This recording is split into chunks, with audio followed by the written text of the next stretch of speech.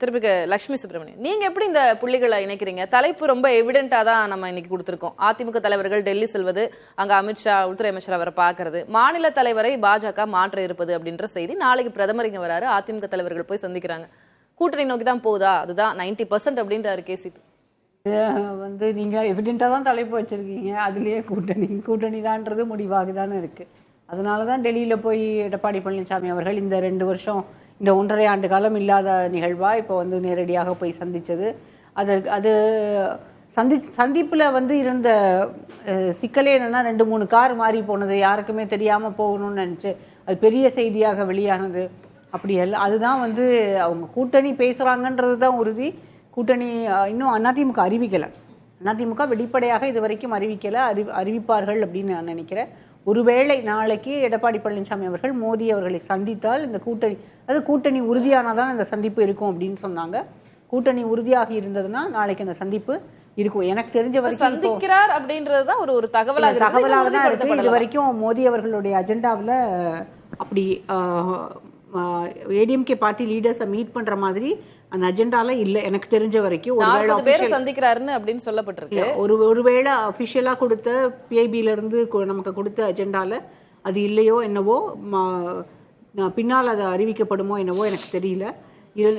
Maybe இருக்கலாம். மதுரையில சந்திப்பு நடக்கும், மதுரை ஏர்போர்ட்ல இருக்கும் அப்படின்னு தான் முதல்ல சொன்னாங்க. அதற்கு பிறகு அதிகாரப்பூர்வமாக இது வரைக்கும் எதுவுமே வெளிவரல.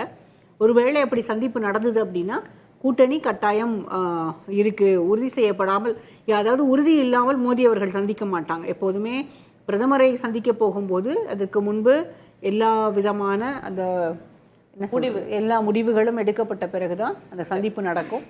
நாளைக்கு அந்த சந்திப்பு நடக்குது அப்படின்னா கூட்டணி கட்டாயம் இருக்கு. இன்னொரு பக்கம் அண்ணாமலையினுடைய மாற்றம் எனக்கு தெரிஞ்சு ஏடிஎம்கேவோட டிமாண்ட் மட்டும் கிடையாது, பிஜேபிக்கும் ஒரு கட்டாயம் இருக்குது. இங்கே தமிழ்நாட்டில் அவங்களுக்கு ஒரு கூட்டணி வேணும், கட்டாயம் ஒரு கூட்டணி வேணும். அவங்களோட ஓட் பர்சன்டேஜ் இன்க்ரீஸ் ஆயிருந்தாலுமே அது இந்த அசம்பிளி போலில் அவங்களுக்கு கூட்டணி இல்லாமலாம் அவங்களால போட்டியிட முடியாது. இன்னொன்று எலெக்ஷனுக்கு 1 இயர் இருக்குது. இன்னும் அந்த 1 வருஷத்துக்கு இடையில அவங்களுக்கு மேலே தலைமை அளவில் மட்டும் கூட்டணி இல்லாமல் கீழே இருந்து காடர் லெவலில், கிரவுண்ட் லெவலில் கூட்டணி இருக்கணும். அந்த ஒத்துழைப்பு இருந்தால் மட்டும்தான் வெற்றி பெற முடியும் அப்படிங்கிறது. அதனால இப்பவே அந்த ஸ்மூத்தா எல்லா டிஃபரன்சஸையும் அயன் அவுட் பண்ணிக்கணும் அப்படின்னு நினைக்கிறாங்க. அதுக்காக தான் இவ்வளவு சீக்கிரமா இந்த பேச்சுவார்த்தைகள் தொடங்குனுச்சுன்னு நான் நினைக்கிறேன். எடப்பாடி அவர்கள் சந்தித்த போது பேசுனதா நான் கேள்விப்பட்டது என்னன்னா, கூட்டணி உறுதி செய்வதற்கு முன்பாகவே அவங்க ஸ்ட்ராட்டஜிஸ் ஒர்க் அவுட் பண்ணாங்க. அதாவது டிஎம்கேக்கு எதிராக எப்படி இந்த எலெக்ஷனுக்கு ஸ்ட்ராட்டஜைஸ் பண்ணணும், பெரும்பாலும் கரப்ஷனை எக்ஸ்போஸ் பண்ணணும், அந்த எக்ஸ்போஸ் பண்ணுறதுக்கு எல்லா விதமான ஒத்துழைப்பும் மத்தியிலிருந்து அதிமுகவுக்கு கொடுக்கப்படும். அதிமுக தலைமை மட்டும் இல்லாமல் அதிமுகவில் இருக்கக்கூடிய சீனியர்ஸ் அவங்க தான் கிரிட்டிக்கல் அப்போசிஷனாக இனிமேல் செயல்படுவாங்க. பிஜேபி ஒரு கூட இருக்கக்கூடிய ஒரு கூட்டணி கட்சியாக இருக்கும். ஏன்னா அண்ணாமலை அவர்கள் இருந்தால் அவர் தான் அப்போசிஷன் லீடர் மாதிரி பேசிகிட்டே இருப்பார். அதனால நீங்கள் கூட சொன்னீங்க டைனமிக் அப்படின்னு.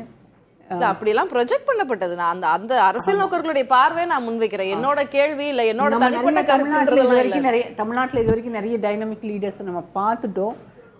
அதனால எனக்கு அந்த வார்த்தை உங்களுக்கு நெருடலா இருந்தா ஓகே ஃபைன். இப்போ ஓபிஎஸ் டிடிவி அவர்களுடைய இணைவு அப்படின்னு இருக்கு. இணைப்புக்கும் அவர் சாத்தியப்படுத்தப்படும் அப்படின்றது கேசிபி அவர்களுடைய பார்வையா இருக்கு. நிறைய விமர்சனங்கள் இருக்கு. நீங்க ஓபிஎஸ் டிடிவி திருப்பி கட்சியில சேர்றாங்க, இணைவு அப்படின்னா எடப்பாடி பழனிசாமி அதற்கு ஒப்புக்கொள்கிறாருன்னா அது மிகப்பெரிய பிக் மூவ். அதை எப்படி ஹேண்டில் பண்ணுவார்? எனக்கு தெரிஞ்சு அதுக்கான சாத்தியம் இப்போ இமீடியட்டா இருக்க மாதிரி தெரியல. ஏன்னா டிடிவி தினகரன் அவர் அவரோட தனியாக ஒரு அமைப்பு வச்சிருக்காரு. அந்த கட்சி தனிப்பட்ட முறையில் ஒருவேளை அதிமுக அந்த என்டிஏல ஒரு கான்ஸ்டியூவெண்ட்டாக இருக்கலாம். மற்றபடி எனக்கு அந்த மற்றபடி அவர் கட்சியில் இணைய போறாரான்னு எனக்கு தெரியல.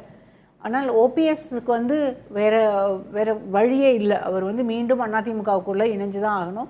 அப்படி அதிமுகவுக்குள்ள அவருக்கு ஸ்பேஸ் இல்லை அப்படின்னா அவர் பிஜேபியில தான் போயிருக்கணும். இல்லைன்னா லாஸ்ட் டைம் கண்டெஸ்ட் பண்ண மாதிரி ஒரு இண்டிபெண்டன்ட் கேண்டிடேட்டா தான் கண்டெஸ்ட் பண்ண முடியும். 2 பேருமே என்டிஏ கூட்டணியில இருப்பாங்க அப்படின்றது.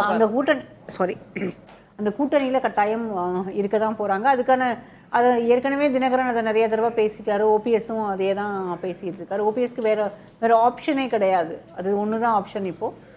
எனக்கு தெரிஞ்சு இந்த கூட்டணி மீண்டும் 2019